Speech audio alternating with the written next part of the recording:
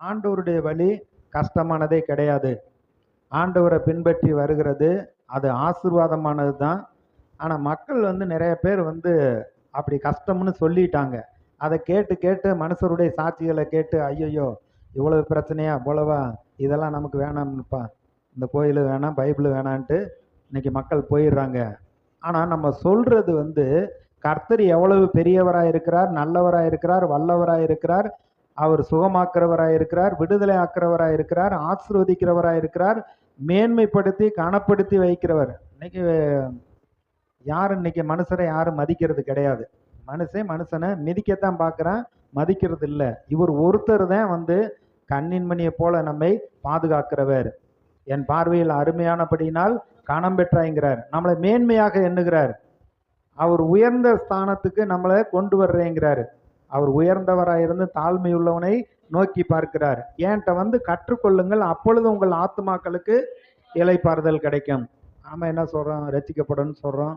ஞானஸ்தானம் எடுங்க, பைபிளை வாசிங்க, ஜெபம் பண்ணுங்க, ஒவ்வொரு வாரமும் தவறாம கோயிலுக்கு வாங்க. ஏன்னா வார்த்தைய அந்த வாரத்துக்கு வேண்டிய ஜீவனை கொடுக்கக்கூடிய வார்த்தைகள் ஆண்டவர் கொடுக்கிறாரு.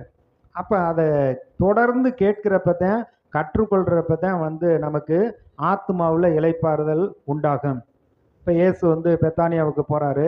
அங்கே மார்த்தாள் என்ற சகோதரி இயேசுவை உள்ளத்துல ஆண்டவரை ஏற்றுக்கொண்டு வீட்டுக்கு அழைத்துட்டு போறா.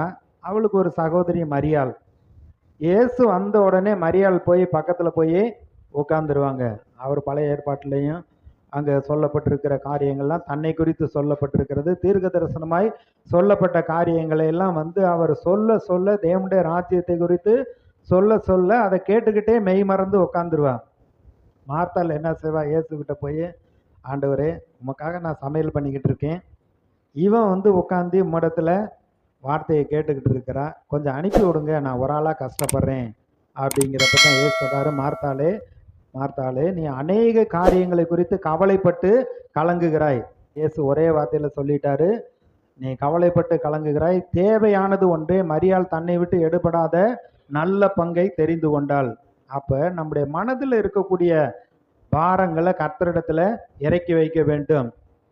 ஆண்டவர்கிட்ட இறக்கி வச்சுட்டா இந்த வசனம் தான் நம்முடைய ஆத்துமாக்களை ரட்சிக்க வல்லமையுள்ளதா இருக்கக்கூடிய வசனமா இருக்கிறது. வசனத்தை கேட்க கேட்க உங்க மனதில் இருக்கக்கூடிய பாரம் நீங்கிவிடும். நீங்க உங்களுடைய மனதை ஆத்மாவை ரட்சிக்க வல்லமை உள்ளது இந்த வசனத்துக்கு. ஆத்மா அறிவில்லாது இருப்பது நல்லதல்ல. கால் துரிதமானவன் தப்பி நடக்க